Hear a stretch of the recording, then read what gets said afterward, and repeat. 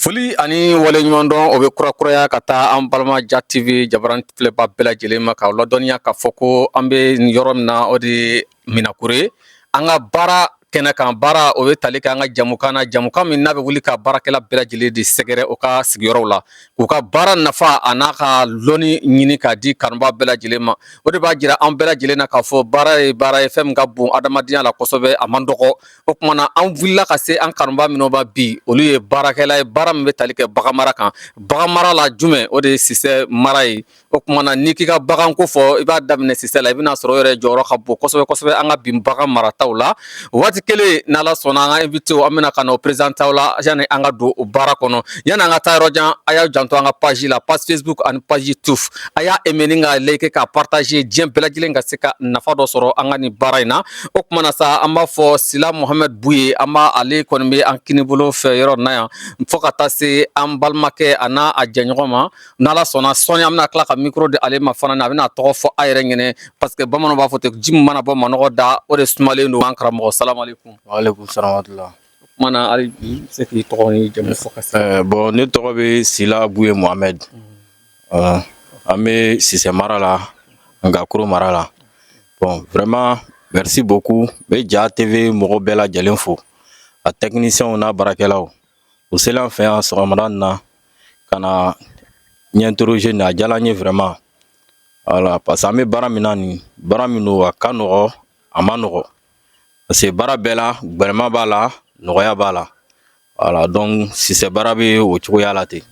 Ok n'Ala sɔnna an bɛna tila ka foli di kanubaw bɛɛ lajɛlen ma nin kun ye an balimakɛ ale bɔra k'a tɔgɔ fɔ a ɲɛna an bɛ segin ka na an ka invité filanan fɛ ale yɛrɛ bɛna ka na a représenter aw la ni Ala sɔnna. Bonjour, moi c'est Taylor Nyamke arrivé à l'état civil. Merci pour cette visite de passage pour nous. Aujourd'hui, nous sommes venus nous trouver en tant que volailler.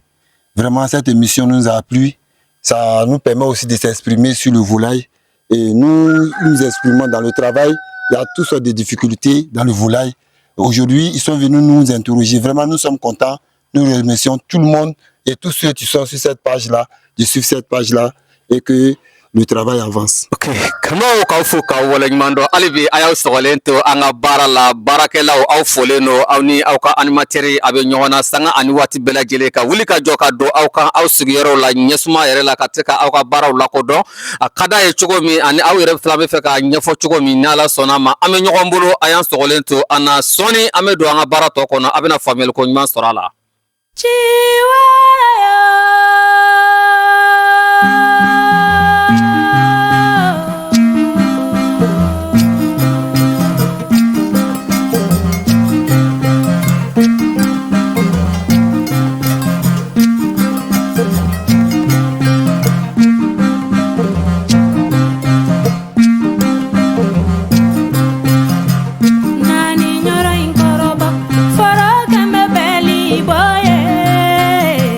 Nani nyoro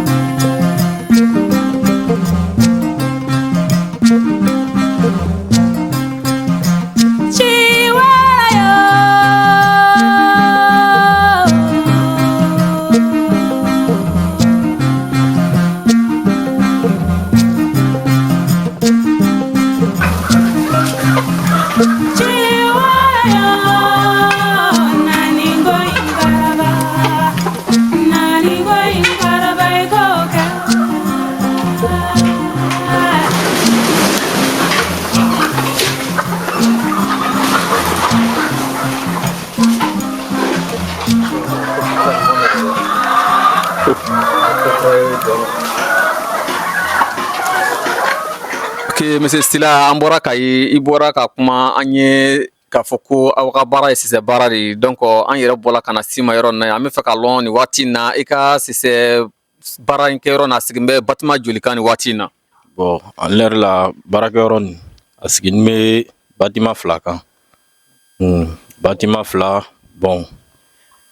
ni n ko Batima 2 c'est comme Batima 2 le kɔni installé nin mais sisɛ min b'a kɔnɔ nin Batima 2 sisɛ tɛ. O comme Batima kelen o kelen a bɛ bɛn sisɛden waga kelen de ma. Comme Batima kelen bɛ waga kelen ta Batima tɔ kelen dɔ bɛ waga kelen ta c'est comme a bɛɛ lajɛlen ye comme sisɛ 2000 mais actuellement moyen ko kama nin bon sisɛ waga kelen de bɛ yen o comme Batima dɔ lankolon nin an y'a talan 500 ka 100 lɔri bila yan ka 100 lɔri bila côté dɔ nin na o fana ka fisa sisɛw ma fo ɲɛ bɛ don kan ka ɲɛ i ka ye donc sisɛw yɛrɛ fana ni o bɛ kɛ lafiya la. Voilà, funteni tun n'o tɔɔrɔ bi fana ni olu yɛrɛ évolué cogo bɛ ɲɛ voilà a b'o cogoya la. Donc n'an bɛ fɛ k'a lɔn sisan waati in na donc yanni i yɛrɛ tun ka sisɛ baara in daminɛ i ka formation de kɛ ka na don a kɔnɔ wa ou bien n'a sɔrɔla i ka. Bon yanni ne ye sisɛ baara in daminɛ n kɔni ma formation jan kɛ voilà ben a baarakɛla dɔw bɛ yen n tun k'o ta olu ye n kalan baara la voilà olu nana n kalan baara la 2 mois kɔnɔla la voilà n ye faamuyali caman sɔrɔ a la mais n ma dan o yɔrɔ la voilà minnu fana ka a baara daminɛ ɲɛ u bɛ caman lɔn a la voilà n gɛrɛla olu fana na n bɛ to ka to fɛ yen n bɛ expérience dɔ ta u bolo pour que ka fara n fana expérience kan ka n ka baara layiriwa an bolo voilà a b'o cogoya la. Donc ka daminɛ i ka sisɛ baara daminɛ wagati min na an bɛ se ka fɔ a bɛ san joli bɔ. Bon a bɛ an b'a san 5nan de la ten voilà baara daminɛ ni sisan an b'a san 5nan de la. Bon donc an bɛ fɛ ka lɔn i ka sisɛ ninnu ye sisɛ qualité jumɛnw de bɛ farafin sisɛw la ou bien tubabu sɛw. Bon tubabu sisɛw le n'an b'a fɔ o ma ko pondezou voilà minnu bɛ fan kɛ n ka sisɛ marata b'olu le ye. Pont de jour donc sisɛ dama de maralen b'i bolo nin yɔrɔ in na wa ou bien bagan wɛrɛ qualité wɛrɛ i n'a fɔ kɔnɔ ni jɛtiya ninnu parce que an bɛ sisɛ ka niveau de la lɛri. Voilà bon pour le moment a kɔni bɛ n ɲakiri la ka fɛn wɛrɛ mara mais lɛri in na nin n kɔni base ye sisɛ le ye ban voilà sinon a bɛ n kɔnɔ ka fɛn wɛrɛ kɛ min ye misi ye walima saga voilà mais nin wagatinin na n kɔni base ye sisɛ le ye. Ok nin bɛɛ lajɛlen bɛ bagan mara ko fɔ bon nin lɛri na sisɛ ninnu marali kɔnɔna na komi ko i ka kuma kɔnɔ ko sisɛw o bɛ fan minnu bɛ fan kɛ bon a fan ninnu o b'a kɛ kɛcogo jumɛn na ou bien o b'a kɛ sanga jumɛn kɔnɔ ou bien ani wagati jumɛn kɔnɔ. Bon sisɛ ninnu yanni sisɛ ninnu bɛ don fan la la o f'i ye kalo naani demi sɔrɔ sisɛ ninnu bɛ don fan la voilà parce que munna sisɛ ninnu depuis nana o fitinin i b'o ya chauffage kɛ min ye ka tasuma don o kɔrɔ k'o bila funteni na walasa o sibɔ bɛ teliya bon i bɛ se ka kalo 1 ɲɔgɔnna k'o la a dɔw yɛrɛ bɛ yen i bɛ tɛmɛ kalo 1 kan puisque an bɛ tan wagati min na nin comme nin wagati nin sanji na wagati la bon ni i ka sisɛden ta o kɔnɔna la i b'a ye i ya chauffage bɛ taa tɛmɛ kalo 1 yɛrɛ kan parce que sanji nin bɛ na nɛnɛ nin a bɛ sɛdenw sɛgɛn voilà mais ni teremana le i b'a ye kalo 1 i bɛ ya chauffage kɛ mais ka taa fo i b'o balo ka taa fo kalo 4 demi o bɛ commencer ka don fan la voilà donc a b'o cogo la. Ok komi i bɔra k'a fɔ sisan ko ni nana ni sisɛw ye o fitinin bon ni ma fili o fitinin dɔn alu bɛ to ta ka na le a tɛ tɔɔrɔ alu yɛrɛ fɛ yan a bɛ na n'o ye ka na o labalo wa. Bon a tɛ tɔɔrɔ n'u yɛrɛ fɛ voilà puisque grossistes dɔw bɛ yen i n'a fɔ minnu fana ma n'u ɲɛ baara la voilà olu bɛ caman la domaine kɔnɔ voilà donc olu fana bɛ ta mɔgɔ wɛrɛw fɛ min ye Ali Watara Anyibilekoro ala i fana ye sɛ baarakɛlaba dɔ ye ni Côte d'Ivoire kɔnɔ yan bɛɛ b'a tɔgɔ fɔ voilà donc anu fana bɛ taa an ɲa grossistes fɛ min y'an ɲa patron ye an bɛ taa commande k'olu bolo bon n'an ye commande k'olu bolo olu fana bɛ taa Ali Watara fɛ o bɛ na a poussin d'an ma yan sisan donc n'u le fana ni an m'an janto la fo ka to kɔrɔbaya k'o se fan la.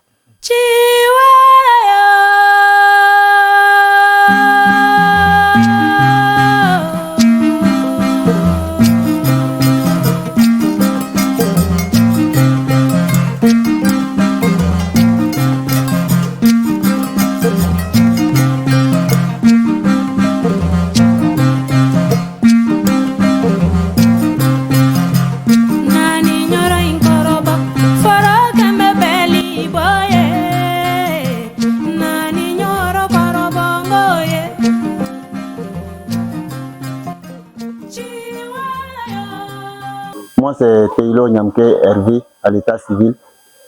Au milieu de l'élevage, je vais dire dans le volaille, il y a plusieurs difficultés. D'abord, il faut avoir l'amour de ces sujets que vous voyez là,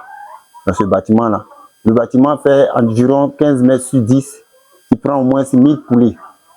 Mais compte tenu des moyens, dans ce bâtiment où nous sommes aujourd'hui, nous avons divisé les poules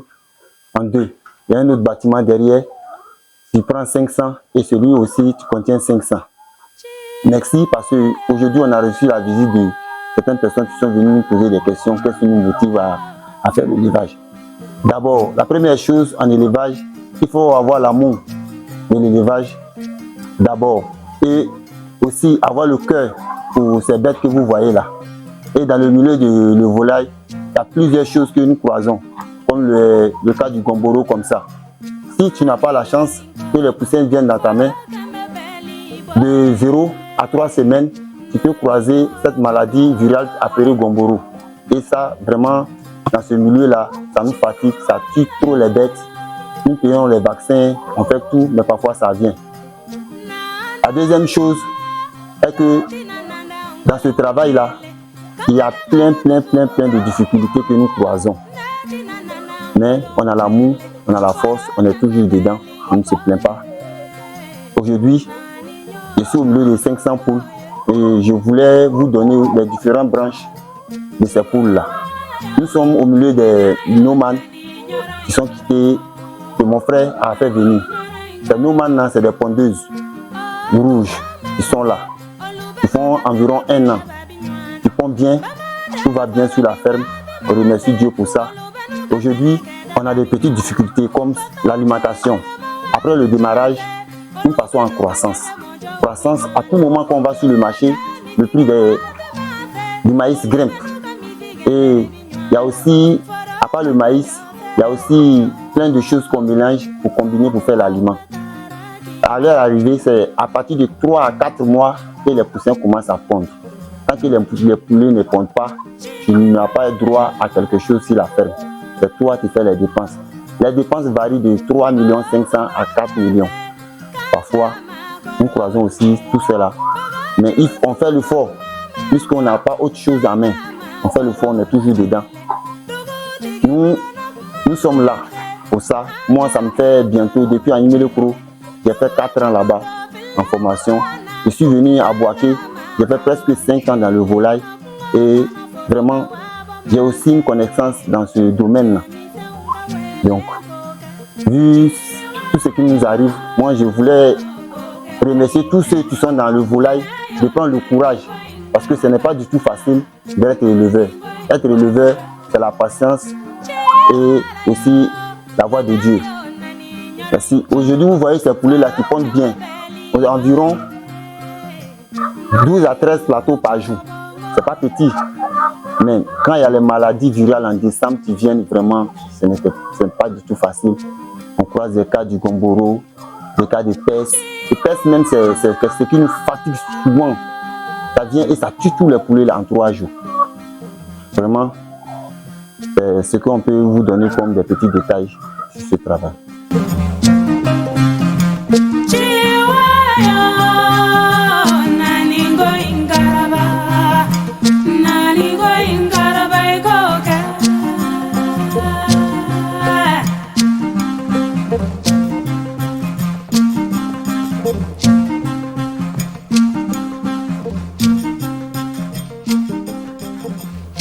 N y'a faamuya ni n ye kuma nin faamu sisan donc hakilila faamuyali caman sɔrɔla nin kuma in na bon n bɛ fɛ ka faamu komi ko minnu bɛ fan kɛ sisan ninnu bɛ fan min kɛ donc a bɛ fan nin de ta k'a kɛ aw ka intérêt ou bien sisan yɛrɛ bɛ balo ka se niveau dɔ la a bɛ tila k'a feere ka a changer. Voilà, bon sisan yɛrɛ bɛ balo ka se niveau dɔ la nin i b'a feere parce que n'i m'a feere o niveau la nin i b'a ye sɔrɔ tɛ k'i la kɔ tuguni. Sabula yanni sisan yɛrɛ bɛ don fan la i yɛrɛ i bɛ wari min yɛrɛ dépenser a la par exemple ni sisaden waga kelen b'i bolo sisan fo i bɛ pɛrɛn ni 4 millions ɲɔgɔnna ye i ka ye 3 millions ni dɔɔni ka na 4 millions na fo ka taa se sisaw bɛ don fan la bon tant que n'o ma don fan la ile kɔni wari bɔ de bɛ ɲɔgɔn na bon n'o nana don fan la sisan i b'a ye fan min sisan i b'a feere i bɛ k'o wari le ta ye o système n'u yɛrɛ balo n'o ye maintenant i bɛ tɔnɔni min sɔrɔ kɛrɛfɛ o le bɛ k'i ka wari garder ta ye sisan voilà. Donc n ye nin faamuyali caman sɔrɔla nin kuma in na donc an bɛ fɛ ka a lɔn sisan Cissé yɛrɛ bɛ se ka wagati joli de kɛ temps jumɛn de ta ka balo ka se ka feere pour que i se ka nafa sɔrɔ a la yanni i y'a changer. Bon a pɔndisi dɔw bɛ yen dɔw bɛ se ka san 1 ni demi sɔrɔ i bolo wa dɔw yɛrɛ bɛ yen o bɛ se ka taa fo san 2 la mais dɔw bɛ yen ni bana donn'o la k'o sɛgɛn i b'a ye même san 1 kɔnɔna la i bɛ se k'o labɔ parce que sisan n'u yɛrɛ filɛ ni bana k'o sɛgɛn ka tɛmɛ o kan ka fan normali min yɛrɛ kɛ fan tɔgɔla tɛ kɛ kɔ tuguni donc c'est comme toujours i y'a ben de b'a la i y'a bɔ ta la kɔ tuguni parce que ile bɛ wari min don o la nin o wari tɛ bɔ la donc tu es obligé f'i b'o labɔ. Ok an y'a faamuyali sɔrɔla nin na kosɛbɛ o kɔfɛ an bɛ fɛ k'a lɔn sisan ni fan yɛrɛ bɛ bɔ Cissé la aw yɛrɛ bɛ se ka san kɔnɔ a bɛ se ka feere ko joli de kɛ pour que a bɛ se k'a ka bénéfice yɛrɛ sɔrɔ cogo la. Bon san kɔnɔ fan feere o da min bɛ kɛ n'a ka ca dɛ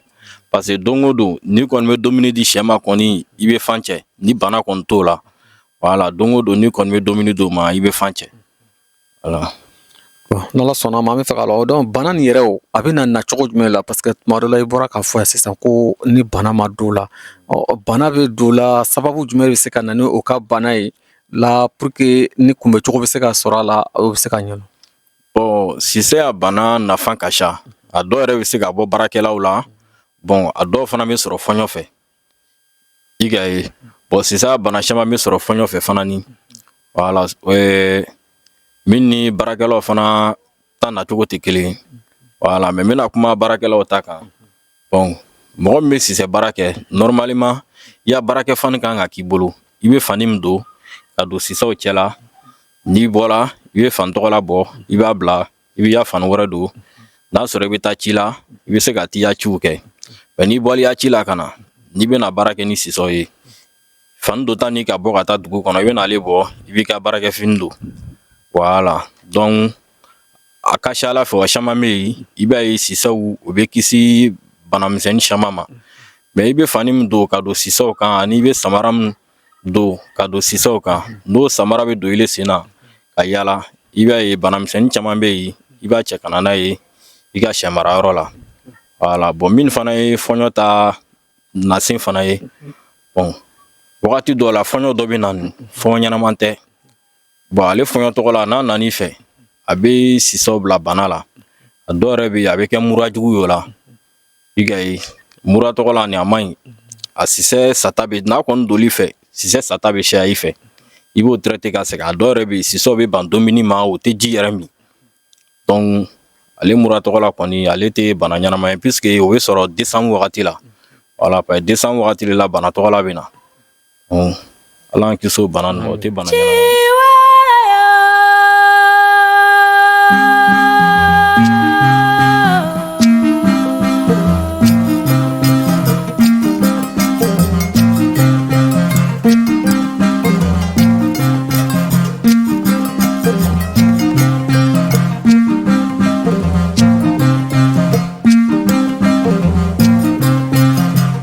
Nani nyoro inkoroba foro kembe beli boye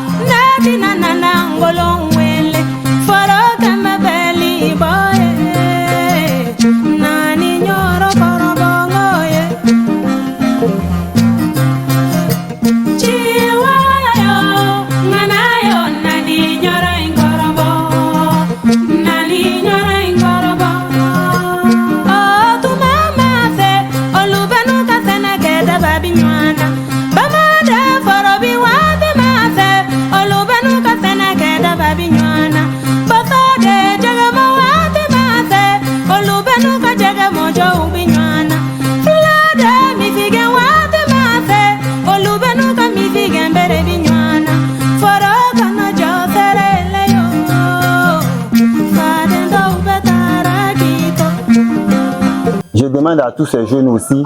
vraiment qui sont dans la ville, qui veulent vraiment se mettre dans cette activité-là, qu'ils n'aient pas peur. Et dans le volaille nourrit son homme si tu prends ton travail au sérieux.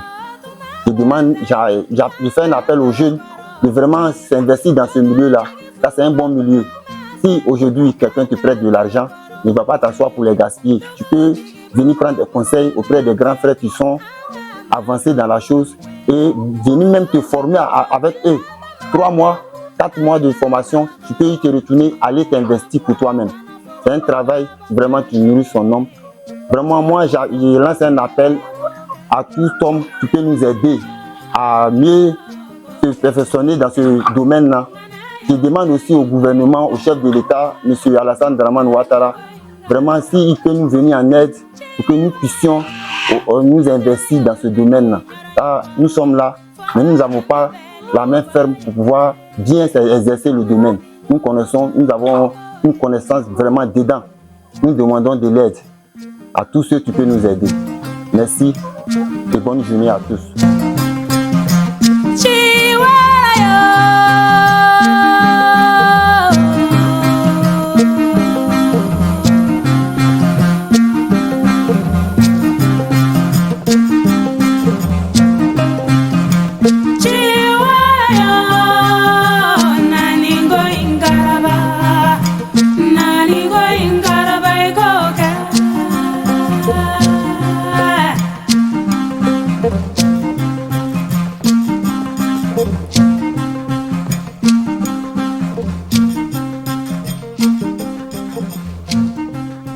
Sila an bɔra ka faamuyali caman sɔrɔ baara ninnu kɔnɔna na maintenant sisan an bɛ fɛ ka min faamu komi donc sisan yɛrɛ an yɛrɛ ɲɛ b'o la o balo cogo ka ɲi kosɛbɛ an bɛ fɛ k'a lɔn a b'o balo ni balofɛn jumɛnw de walima o bɛ balo cogo jumɛn na.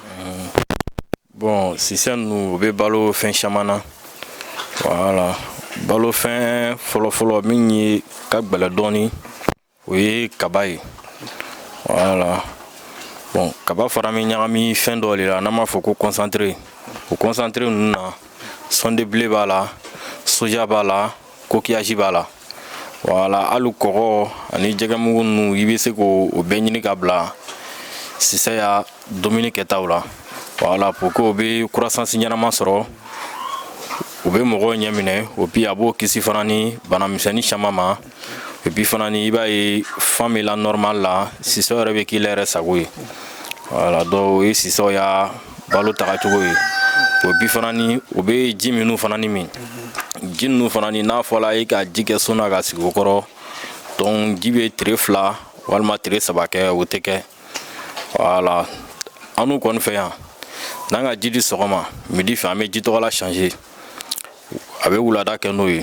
donc o dugusajɛ sɔgɔma kɔ tuguni i bɛ ji kura di ni midi sera i bɛ ji kura di an bɛ ji changer ten don o don fo ka taa se sisan bɛna feere wagati min na. La an bɛ fɛ k'a faamu ji min bɛ d'o ma a ji kɛrɛnkɛrɛnnen don ou bien ji kelen min bɛ sɔrɔ an fɛ yan kɔlɔn kɔnɔ ou bien foraji na wala a b'o le d'u ma.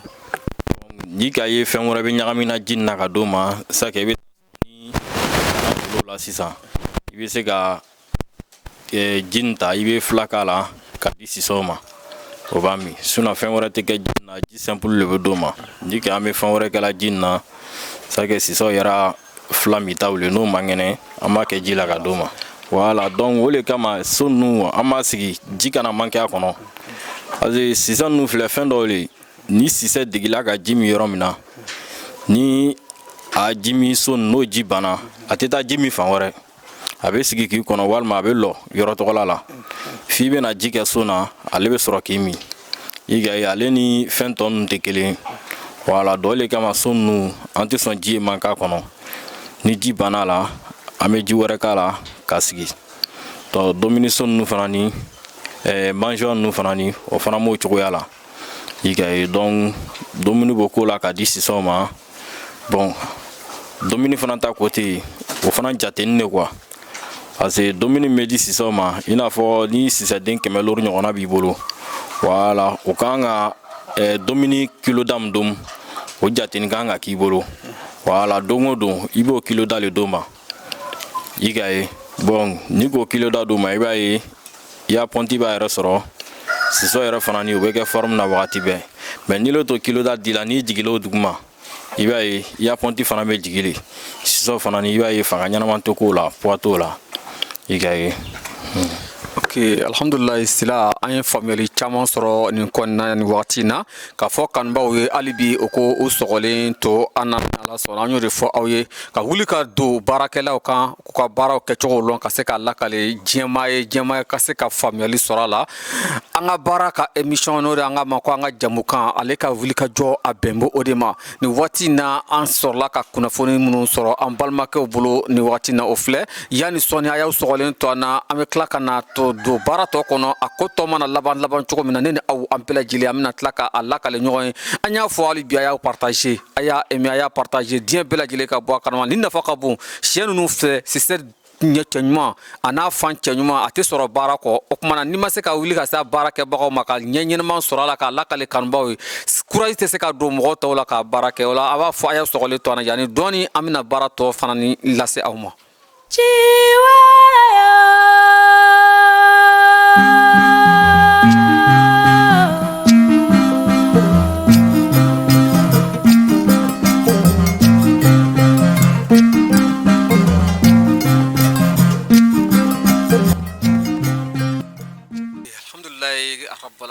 kanubaw k'aw bɛɛ lajɛlen fo aw ka ɲɛma dali la depuis wagati min ni ala sɔnna k'an ka baara sinsin fo kana bila ni waati in na an ka baara jamukan kɛnɛ kan an b'aw fo k'aw waleɲuman dɔn k'aw ladɔnniya k'a fɔ an ye min fɔ aw ye o de ye nin ye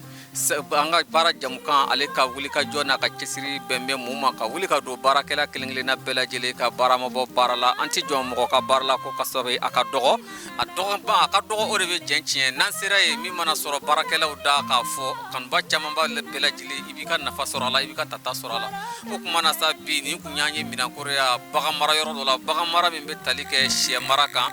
min sɔrɔr'o la a bɔra ka o kibaruyaw de mɛn nin waati in na k'aw ladɔnniya k'a fɔ dɔrɔn hali bi a y'aw sɔgɔlen to Ja TV Jabaranin kan a y'a ni émission in n'an ka man ka jamukan a y'a aimé ka like ni ka partager diɲɛ bɛɛ lajɛlen ka se ka dɔ sɔrɔ a la nin waati an tɛ sɛgɛn an tɛ ɲinɛ an b'a fɔ weleweleda kɛ bɛɛ lajɛlen maa o maa de bɛ k'a fɔ k'e ye baarakɛla ye k'aw mago de bɛ an ka baara jamukan na a ka se ka ɲɛtaga sɔrɔ a la an ka contactiw a y'an ka écran dugumala filɛ Ja TV a n'a y'a contacté n'ala sɔnna an bɛ ɲɔgɔn kuma ɲɔgɔnya an b'i sɔrɔ i ka baarakɛyɔrɔ la ni ka tila ka ni ɲininkaliw tɛngu i la i ka se ka faamuyali ɲuman d'a ma i ka baara kɔnɔna na an tɛ sɛgɛn an tɛ ɲinɛ nin yɔrɔ in na an bɛ an ka sponsor bɛɛ lajɛlen wele an b'u fo ka daminɛ Cheikh Koyita la n'o de TB tigi ye fo ka taa se Indiko lɔgɔ Livier ma o min ye Holland Diva ani Joli Diva tigi ye an b'a fɔ k'a wale ɲuman dɔn ka tila ka weleweleda bila an minnu bɛ k'a bɛ fɛ ka participer an ka nin émission in na an ka jamukan ka dɛmɛ don a ye wele kelen ka se ka k'an ka sponsor ye an ka contacti an y'o de jira aw la n'o de Ja TV ka contacti a y'a contacti ni min bɔr'o la an ni aw an bɛ jɛ an b'a fɔ ɲɔgɔn fɛ jagokɛla misɛnman n'a belebele bolola baarakɛla fara kɛnyɛrɛ baarakɛla kan aw minnu bɛ k'a fɛ aw ka baarakɛyɔrɔ ka lakodɔn aw ka jagofɛnw ka lakodɔn a ye Ja TV contacti an b'a fɔ nin bɛ kɛ sababu ye fana ka dansigi an ka bi émission na ala k'an bɛn a ɲɔgɔn wɛrɛ ma salamu aleykum